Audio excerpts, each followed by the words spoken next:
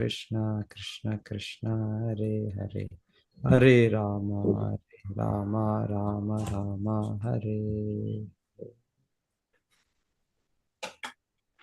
So ಈಗ ಈ ಶ್ಲೋಕದಿಂದ ಹಿಡಿದು ಈಗ ಈ ಅಧ್ಯಾಯ ಸಂಪೂರ್ಣವಾಗುವವರೆಗೂ ಭೂದೇವಿ ಅವರ ಪ್ರಾರ್ಥನೆಗಳು.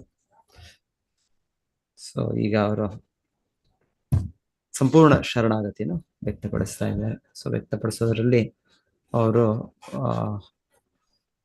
ಪೃಥುಮರಾಜರಿಗೆ ಅವರನ್ನು ಭಗವಂತನ ಶಕ್ತ್ಯಾವೇಶ ಅವತಾರ ಅಂತ ಅಂಗೀಕರಿಸಿದ್ದಾರೆ. ಸೊ ಅವರಿಗೆ ಮನವರಿಕೆ ಆಗಿದೆ, ಅವರಿಗೆ ಸಂಪೂರ್ಣವಾಗಿ. ಸೊ ಹಾಗೆ ಅವ್ರಿಗೆ ಸಾಂತ್ವನಗೊಳಿಸ್ಲಿಕ್ಕೆ ಅವ್ರಿಗೆ. ಸೊ ಈ ಪ್ರಾರ್ಥನೆಯಲ್ಲಿ ಸೊ ಭಗವಂತನು ಯಾವಾಗಲೂ ಈ ಭೌತಿಕ ಜಗತ್ತಿಂದ ಪ್ರತ್ಯೇಕವಾಗಿದ್ದಾನೆ.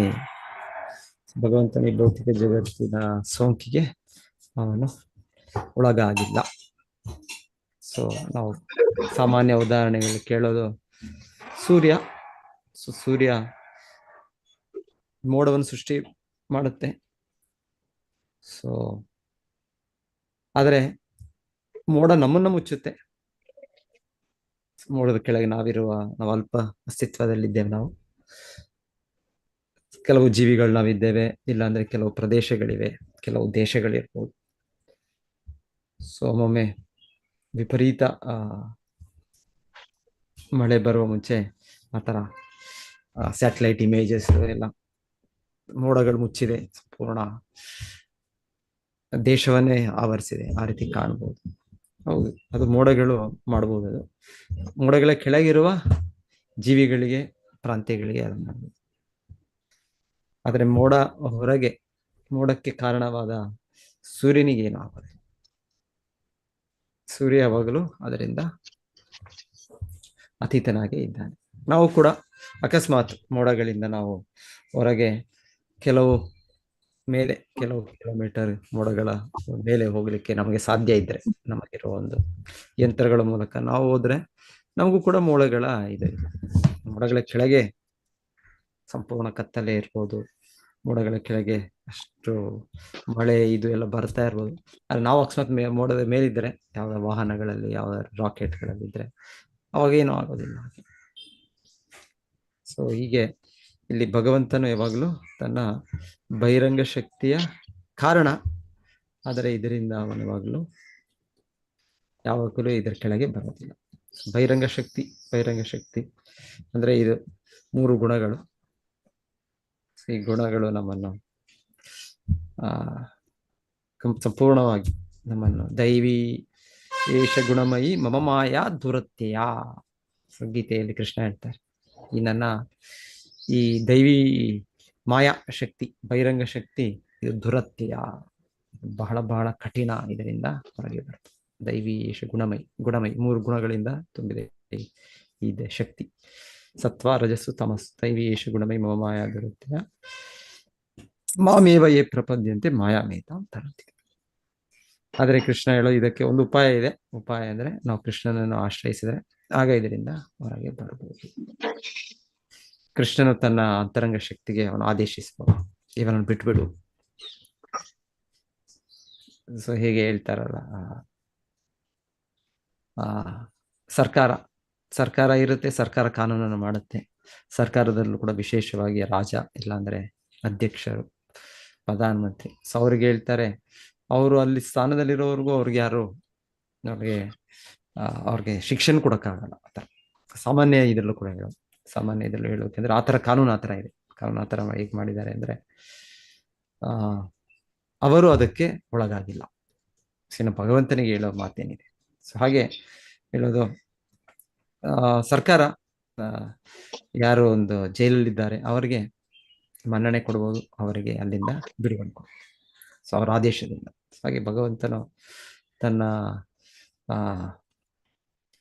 ಎಷ್ಟಾದ್ರೂ ನಾವು ಭಗವಂತನ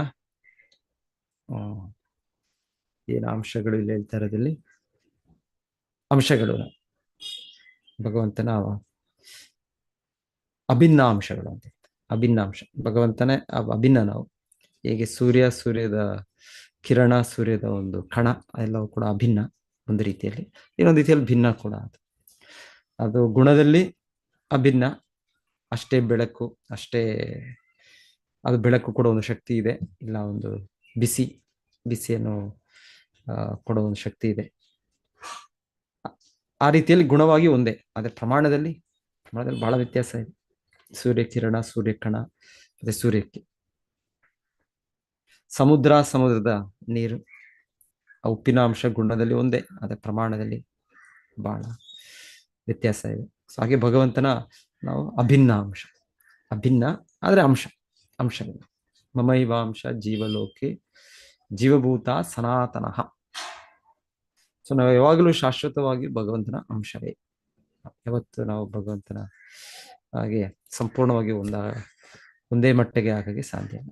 ಒಂದೇ ಮಟ್ಟದಲ್ಲಿ ಇದ್ದೇವೆ, ಆಲ್ರೆಡಿ ನಾವು ಗುಣವಾಗಿ ಇದ್ದೇವೆ, ನಾವು ಗುಣ ರೀತಿಯಲ್ಲಿದ್ದೇವೆ, ಆದರೆ ಪ್ರಮಾಣದಲ್ಲಿ ಯಾವಾಗಲೂ ನಾವು ಆಮೇಲೆ ಗುಣದಲ್ಲಿ ಇದ್ರೂ ಕೂಡ ನಾವು ಈ ಭಗವಂತನ ಬಹಿರಂಗ ಶಕ್ತಿಗೆ ಒಳಗಾಗುವ ಸಾಧ್ಯತೆ ಇದೆ. ಈಗ ಮೋಡ ಒಂದು ಕೆಲವು ಪ್ರದೇಶಗಳನ್ನು ಅದು ಮುಚ್ಚಬಹುದು. ಸೊ ಹಾಗೆ ನಾವು ಜೀವಿಗಳಾಗಿ ಜೀವಶಕ್ತಿ, ಜೀವ ಪ್ರಕೃತಿಯಾಗಿ ಇದಕ್ಕೆ ಒಳಗಾಗಬಹುದು. ಇನ್ನೊಂದು ರೀತಿಯಲ್ಲಿ ಇಲ್ಲಿ ಅಭಿನ್ನ ಅಂತ ಹೇಳ್ತಾ ಇರೋದು, ಇದು ಭಗವಂತನದೇ ವಿಸ್ತರಣೆ, ಭಗವಂತನ ಶಕ್ತಿಗಳೇ, ಹಾಗೆ ಇದು ಅಭಿನ್ನ ಮತ್ತೆ ಭಗವಂತನೇ ಅಂತ ಹೇಳ್ಬೋದು. ಆದ್ರೆ ಅಷ್ಟಕ್ಕೆ ನಾವು ಚಿಕ್ಕ ಅಸ್ತಿತ್ವದಲ್ಲಿ ನಾವು ಭಗವಂತ ಅಂತ ಹೇಳೋದು ಅದು ತಪ್ಪು. ನಾವು ಭಗವಂತನ ಅಭಿನ್ನ ಅಂಶ, ನಿತ್ಯ ಸೇವಕರು. ಆದ್ರೆ ಭಗವಂತನು ಈ ತರ ವಿಸ್ತರಿಸಿಕೊಂಡಿದ್ದಾನೆ ಅವನ ಶಕ್ತಿಗಳಿಂದ, ಅದು ಕರೆಕ್ಟ್. ಸೊ ಎಲ್ಲ ಏನು ಸರ್ವಕಲ ಇದಂ ಬ್ರಹ್ಮ ಅಂತ ಹೇಳಿ, ಏನೂ ಇಲ್ಲ, ಒಂದೇ ಅಸ್ತಿತ್ವ, ಬ್ರಹ್ಮನಂತ, ಪರಬ್ರಹ್ಮನ್, ಕೃಷ್ಣ ಒಬ್ಬನೇ, ಅವನ್ ಬಿಟ್ಟು ಏನೂ ಅಸ್ತಿತ್ವದ ಇಲ್ಲ. ಅಂದ್ರೆ ಯಾವ ರೀತಿಯಲ್ಲಿ ಅದನ್ನ ನೋಡೋದು ಅಂದ್ರೆ, ಕೃಷ್ಣ ಶಕ್ತಿಗಳೊಟ್ಟಿಗೆ. ಹೀಗೆ ಈ ಭೌತಿಕ ಜಗತ್ತಿನಲ್ಲಿ ಎಲ್ಲವೂ ಸೌರಶಕ್ತಿಯಿಂದ ಇದೆ, ಎಲ್ಲ ಸೂರ್ಯನ ಅಧಿಕಾರವೇ. ಸೂರ್ಯನಿಂದ ಎಲ್ಲ ಈ ತರ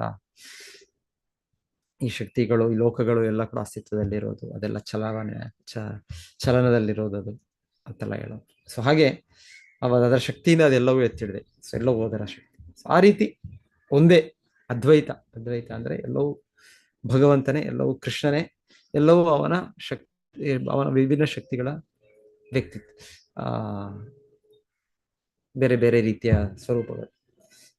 ಭಗವದ್ಗೀತೆಯಲ್ಲಿ ಕೃಷ್ಣ ಹೇಳೋದು, ನನ್ನ 2 ಶಕ್ತಿ ಇದೆ, ಭೂಮಿ ರಾಪೋ ಅನಲೋ ವಾಯು ಖಮ್ಮನೋ ಬುದ್ಧಿರೇವಚ ಅಹಂಕಾರ ಇತ್ಯಮ್ಮೆ ಭಿನ್ನಾಮೇ ಪ್ರಕೃತಿ ರಾಷ್ಟ್ರದ.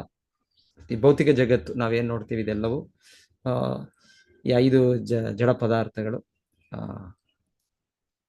ಭೂಮಿ, ನೀರು, ಗಾಳಿ, ಆಕಾಶ. ಇದು ಕೃಷ್ಣ ಹೇಳೋದು, ಇದೆಲ್ಲವೂ ನನ್ನ ಶಕ್ತಿಯೇ, ನನ್ನ ಭಿನ್ನ ಪ್ರಕೃತಿ, ನನ್ನಿಂದ ಬೇರ್ಪಟ್ಟ ಶಕ್ತಿ.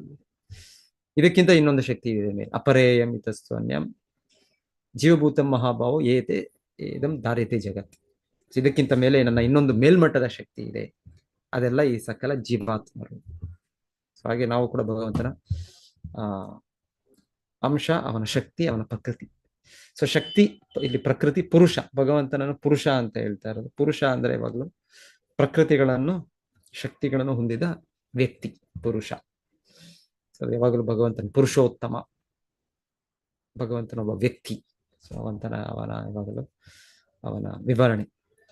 ಪ್ರಕೃತಿ ಅನ್ನೋದು ಯಾವಾಗಲೂ ಪುರುಷನಿಗೆ ಅಧೀನವಾಗಿರುವುದು. ಸೊ ಪರಾಸ್ಯ ಶಕ್ತಿ ವಿವಿಧೈವ ಶ್ರೂಯತೆ. ಪರಮ ಪುರುಷನಿಗೆ, ಅವನಿಗೆ ವಿವಿಧೈವ ಎಷ್ಟೋ ಶಕ್ತಿಗಳಿದೆ. ನಾವು ಜೀವ ಪ್ರಕೃತಿ, ನಾವು ಒಂದು ಶಕ್ತಿ. ಹಾಗೆ ಅವನ ಅಂತರಂಗ ಶಕ್ತಿ, ಅವನ ಬಹಿರಂಗ ಶಕ್ತಿ, ನಾನಾ ಶಕ್ತಿಗಳು, ಅಚಿಂತ್ಯ ಶಕ್ತಿಗಳು ಭಗವಂತ. ಸೊ ಭಗವಂತನ ಚಟುವಟಿಕೆಗಳು ಈ ಭೌತಿಕ ಜಗತ್ತಿನಲ್ಲಿ ಅವನ ಈ ಪುರುಷ ಅವತಾರದಲ್ಲಿ ಅರ್ಥ ಆಗುತ್ತೆ, ಏನು ಕಷ್ಟ ಇಲ್ಲ, ಅರ್ಥ ಆಗುತ್ತೆ.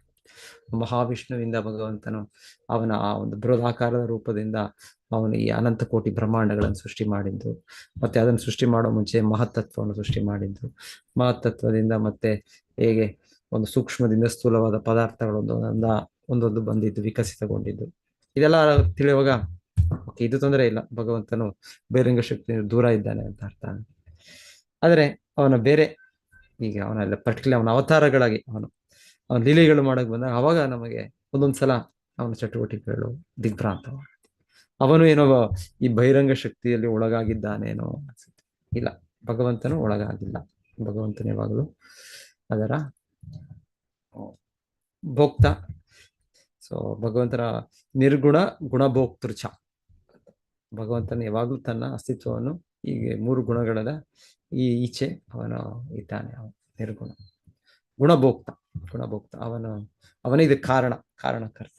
ಸೊ ಅವನು ಇದಕ್ಕೆ ಯಾವಾಗಲೂ ಒಳಗಾಗೋದಿಲ್ಲ.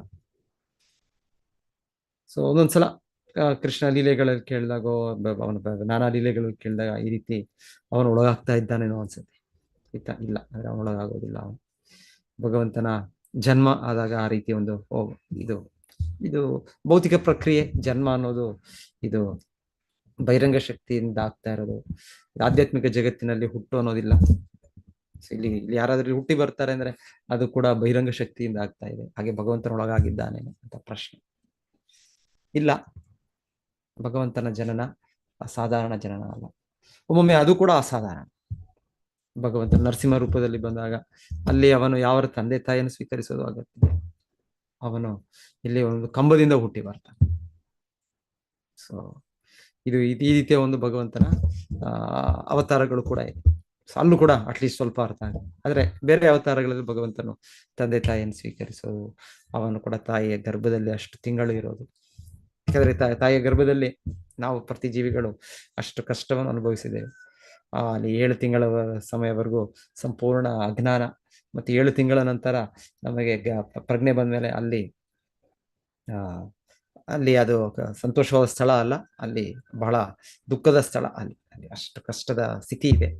ಭಾಗವತದಲ್ಲಿ ಅದರ ವಿವರಣೆ ಇದೆ, ಹೇಗೆ ಆ ಚಿಕ್ಕ ಮಗು ಕೂಡ ಅಷ್ಟು ನೋವಿನಲ್ಲಿದೆ ಅಂತ. ಹೀಗೆ ಭಗವಂತನ ಕೂಡ ಜನ್ಮನ ಇಲ್ಲ. ಭಗವಂತನಿಗೆ ಆ ರೀತಿ ಇಲ್ಲ. ಅವನು ತಾಯಿಯ ಗರ್ಭದಲ್ಲಿದ್ರು ಕೂಡ ಅವನು ತನ್ನ ಸಚ್ಚಿದಾನಂದ ದಿವ್ಯ ಆನಂದದಲ್ಲಿ ಅವನಿದ್ದಾನೆ. ಮತ್ತೆ ಅವನ ತಂದೆ ತಾಯಿಯರು ನಮ್ಮ ರೀತಿಯ ತಂದೆ ತಾಯಿಯರಲ್ಲ. ನಮಗೆ ಯಾವುದೋ ಒಂದು ಆಯ್ಕೆ ಇಲ್ಲ. ನಮಗೆ ಯಾವ ತಾಯಿ ಯಾವ ತಂದೆ, ಮನುಷ್ಯನಾಗಿರೋ ತಂದೆ ತಾಯಿನ, ಇಲ್ಲ ಅಂದ್ರೆ ಒಂದು ನಾಯಿ ಆಗಿರೋ ತಂದೆ ತಾಯಿನ, ಇಲ್ಲ ಅಂದ್ರೆ ಒಂದು ಪಕ್ಷಿ ಆಗಿರೋ ತಂದೆ ತಾಯಿ, ಏನು ನಮ್ಗೆ ಆಯ್ಕೆ ಇಲ್ಲ. ನಮ್ಮ ಕರ್ಮ ಅನುಸಾರವಾಗಿ ನಾವು ಯಾವ ಜೀವರಾಶಿಯಲ್ಲಿ ಹುಟ್ಟಬೇಕು. ಯಾವ ಹಾವು, ಬೆಕ್ಕು, ಚಿರತೆನೋ ಗೊತ್ತಿಲ್ಲ. ಯಾವ ತಾಯಿ ಯಾವ ತಂದೆ ಏನು ಗೊತ್ತಿಲ್ಲ ನಮಗೆ. ಯಾವ ಲೋಕ ಗೊತ್ತಿಲ್ಲ. ಸೊ ಕೃಷ್ಣನಿಗೆ ಆದ ರೀತಿ ಇಲ್ಲ. ಕೃಷ್ಣನಿಗೆ ಎಲ್ಲವೂ ಅವನ ನಿಯಂತ್ರಣದಲ್ಲಿ. ಅದಕ್ಕೆ ಭಗವಂತನು ಅವನ ಜನ್ಮದ ಸತ್ಯವನ್ನು ಅರ್ಥ ಮಾಡ್ಕೊಂಡ್ರೆ ಅದು ದಿವ್ಯವಾದದ್ದು. ಅದು ಭೌತಿಕವಾದದ್ದಲ್ಲ. ಜನ್ಮ ಕರ್ಮ ಚಮೇ ದಿವ್ಯಂ ಏವಂ ಜಿಯೋ ಜಾನಾತಿ ತತ್ವತಃ ತ್ಯಕ್ವಾ ದೇಹಂ ಪುನರ್ಜನ್ಮ ನೈತಿ ಮಾಮೇತಿ ಸಂವರ್ಷ. ಸೊ ಅವನ ಜನ್ಮ ಹಾಗೆ ಇರುತ್ತೆ, ಅವನ ಅಂತ್ಯ ಕೂಡ ಹಾಗೆ ಇರುತ್ತೆ. ಅವನ ಅಂತ್ಯ ಕೂಡ ಕೃಷ್ಣ ಅಂತ್ಯ ಲೀಲೆಗಳು ಅಲ್ಲಿ ಅವನೆಲ್ಲ ಯದುವಂಶವನ್ನು ನಾಶ ಮಾಡಿಸೋದು. ತಾನು ಕೂಡ ಒಂದು ರೀತಿಯ ಬೇಟೆಗಾರದ ಬಿಲ್ಲಿನಿಂದ ಆ ಬಿಲ್ಲು ಸ್ಪರ್ಶ ಆಗೋ ಮುಂಚೆನೆ ಭಗವಂತನು ತನ್ನ ಧಾಮಕ್ಕೆ ಹೊರಟಿದ್ದಾನೆ. ಆದ್ರೆ ಆ ರೀತಿ ಅವನು ಕೂಡ ಒಂದು ಭೌತ ದೇಹವನ್ನು, ಮೃತದೇಹವನ್ನು ತನ್ನ ಬದಲಿಗೆ ಇದೇ ರೀತಿ ಮಾಡಿದ್ದು.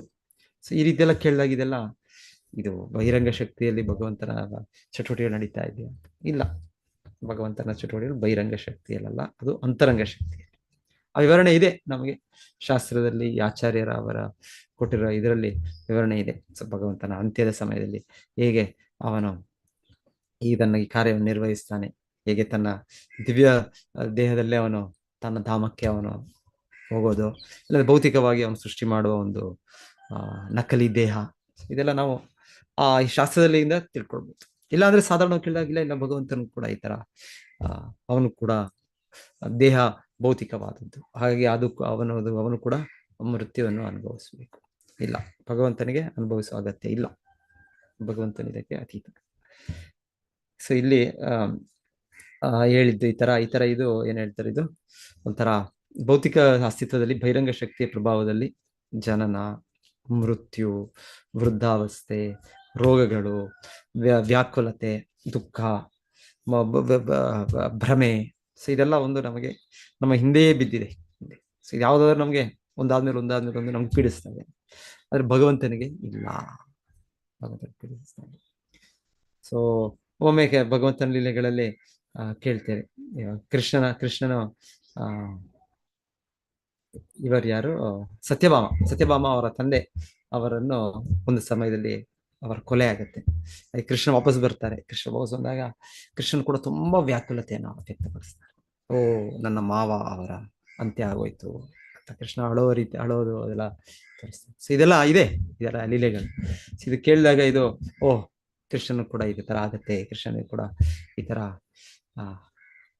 ತರ ಒಂದು ಭಾವನೆಗಳಿದೆ. ಸೊ ಹಾಗೆ ಕೃಷ್ಣನು ಕೂಡ 3 ಗುಣಗಳ ಪ್ರಭಾವದಲ್ಲಿದ್ದಾನೆ. ಇಲ್ಲ, ಇದೆಲ್ಲ ಕೃಷ್ಣನ ಚಟುವಟಿಕೆಗಳು, ಅಲೌಕಿಕ ಚಟುವಟಿಕೆಗಳು. ಕೃಷ್ಣನು ಒಂದು ಗೃಹಸ್ಥ ಧರ್ಮವನ್ನು ಪಾಲನೆ ಮಾಡ್ತಾ ಇದ್ದಾರೆ.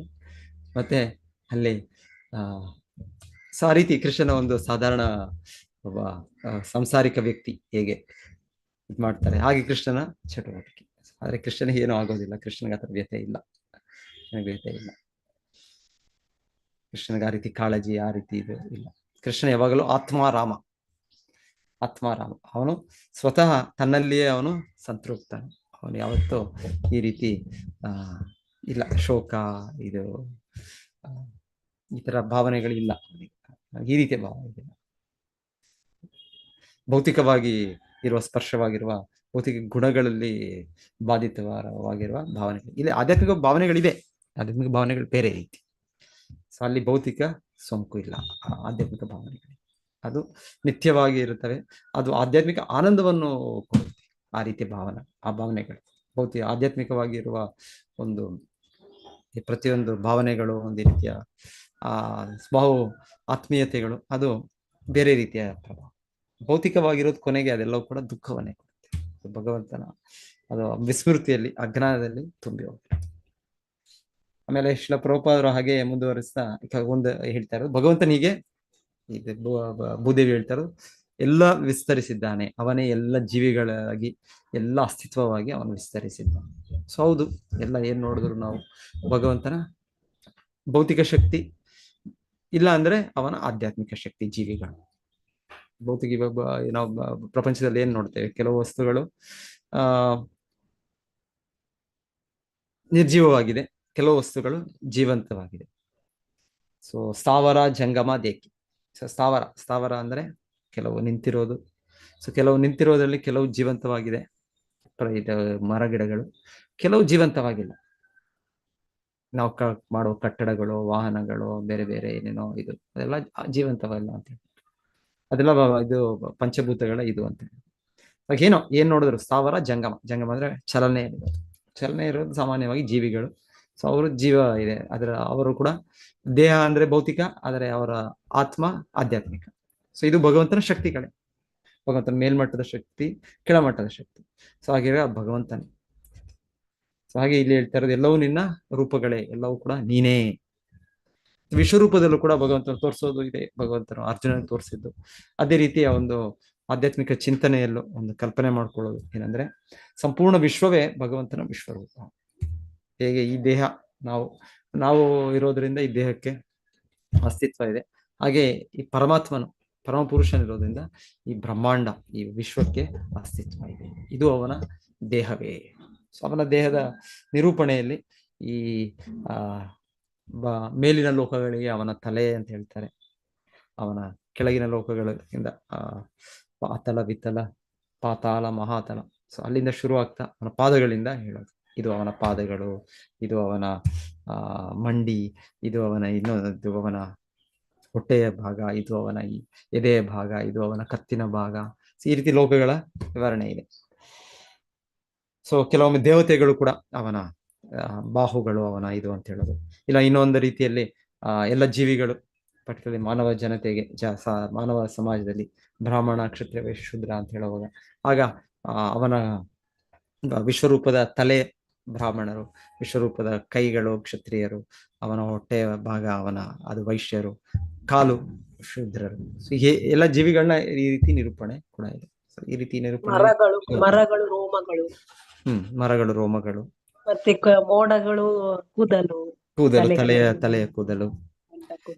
ಸೊ ಪ್ರತಿಯೊಂದು ನದಿಗಳು ರಕ್ತನಾಳಗಳು, ನದಿಗಳು. ಆಮೇಲೆ ಎಲುಬುಗಳು ಅಂದ್ರೆ ಇದು ಎಲ್ಲ ಪರ್ವತಗಳು, ಬೋನ್ಸ್. ಮತ್ತೆ ಸಾಗರ ಅಂದ್ರೂ ಕೂಡ ಅದನ್ನು ಕೂಡ ಮೋಸ್ಟ್ಲಿ ಹೊಟ್ಟೆ ಇದು ಅಂತ ಹೇಳ್ತಾರೆ, ಸಾಗರ. ಸೊ ಪ್ರತಿಯೊಂದು ಭಗವಂತನದೇ ಶಕ್ತಿಗಳು, ಭಗವಂತನ ವಿಸ್ತರಣೆಗಳು, ಭಗವಂತನೇ. ಒಮ್ಮೊಮ್ಮೆ ಈ ರೀತಿ ಚಿಂತನೆಯಲ್ಲಿ ಅವರ ಕೆಲವು ಜನ ಆಧ್ಯಾತ್ಮಿಕವಾದಿಗಳು ಹೀಗೆ ಭಗವಂತನು ಅವನು ಹೀಗೆ ಎಲ್ಲದರಲ್ಲೂ ವಿಸ್ತರಣೆ ಆಗಿದ್ದಾನೆ ಅಂದ್ರೆ ಮತ್ತೆ ಅವನ ಪ್ರತ್ಯೇಕ ಅಸ್ತಿತ್ವ ಎಲ್ಲಿದೆ? ಅವನಿಗೆಲ್ಲ ಡಿಸ್ಟ್ರಿಬ್ಯೂಟ್ ಆಗ್ಬಿಟ್ಟಿದ್ದಾನೆ, ಅವನೆಲ್ಲದರಲ್ಲೂ ಒಂದಾಗ್ಬಿಟ್ಟಿದ್ದಾನೆ. ಹಾಗೆ ಅವನಿಗೆ ಪ್ರತ್ಯೇಕವಾಗಿಲ್ಲ, ಇಲ್ಲ ಅವನು ಪ್ರತ್ಯೇಕವಾಗುತ್ತಿದ್ದಾನೆ.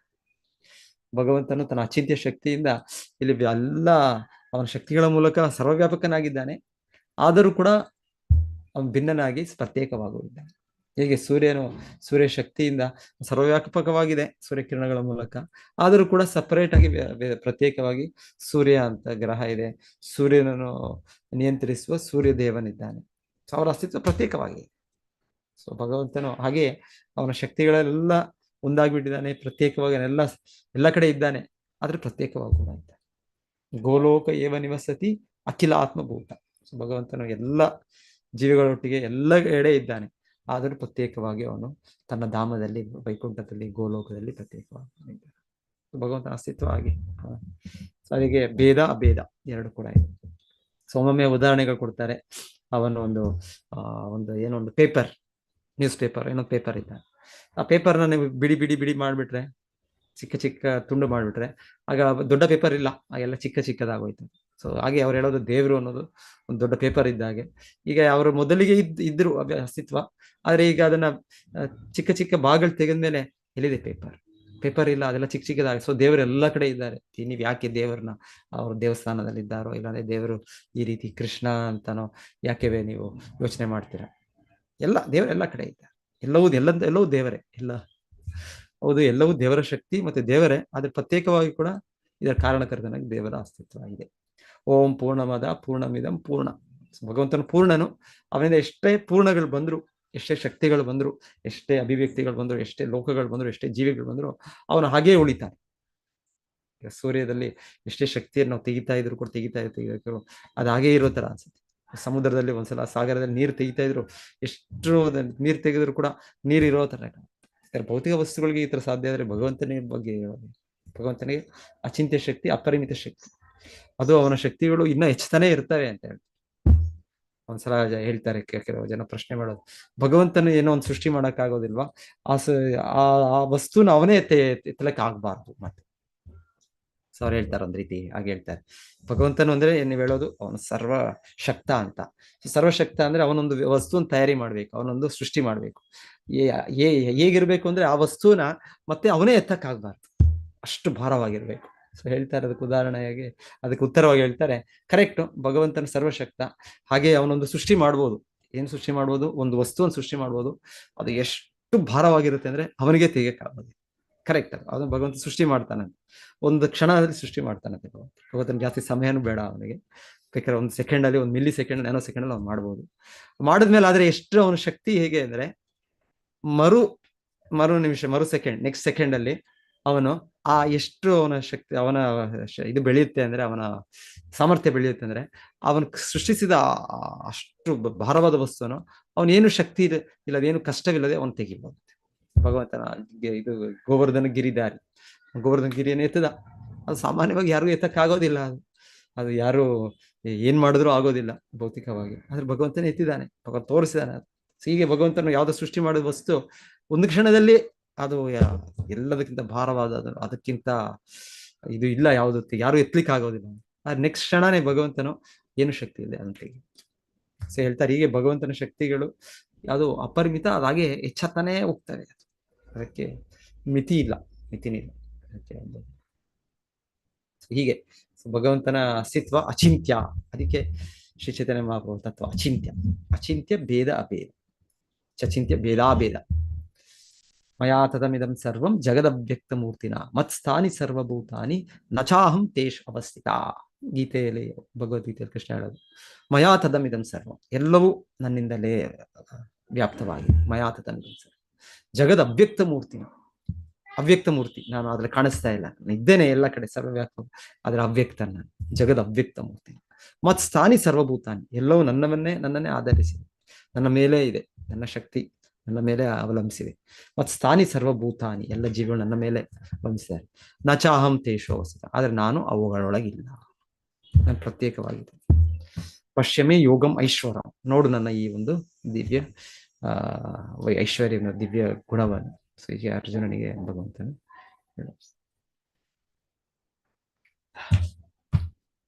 ಮತ್ತೆ ಶಿಲ ಪ್ರಭುಪಾದ ಇನ್ನೊಂದು ಪಾಯಿಂಟ್ ಹೇಳಿದ್ದು ಹಾಗೆ ಭಕ್ತರು ಕೂಡ ಯಾರು ಭಗವಂತನ ಸಂಪರ್ಕದಲ್ಲಿ ಸತತವಾಗಿರ್ತಾರೆ, ಸೊ ಅವರು ಕೂಡ ಈ 3 ಗುಣಗಳಿಂದ ಈ ಭೌತಿಕ ಜಗತ್ತಿನಲ್ಲಿದ್ದರೂ ಕೂಡ ಎಲ್ಲಿದ್ರು ಕೂಡ ಅವರು ಹೊರಗಿರ್ತಾರೆ.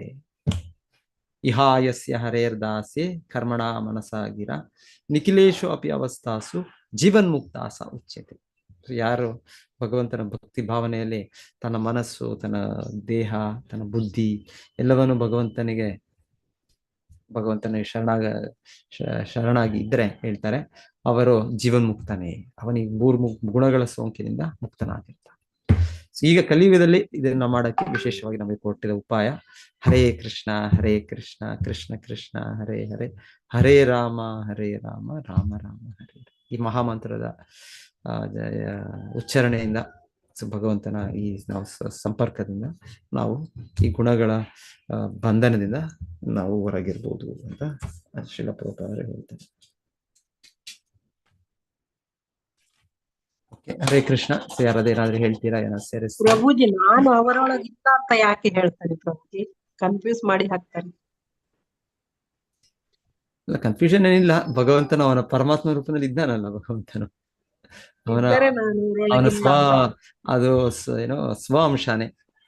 ನಾವಂದ್ರೆ ಅಟ್ಲೀಸ್ಟ್ ವಿಭಿನ್ನ ಅಂಶ ಅಂತ ಹೇಳ್ಬೋದು ಜೀವಾತ್ಮ, ಆದರೆ ಅವನು ಸ್ವ ಅಂಶವಾಗಿ ಕೂಡ ಇದ್ದಾನೆ, ವಿಭಿನ್ನ ಅಂಶವಾಗೂ ಇದ್ದಾನೆ, ಎಲ್ಲ ರೀತಿಯಲ್ಲೂ ಇದ್ದಾನ ಅವನು. ಹರೇ ಕೃಷ್ಣ ಪ್ರಭುಜಿ. ಇದು ಭೂದೇವಿಗೂ ತ್ರಿಗುಣ ಪ್ರಭಾವ ಇದೆ.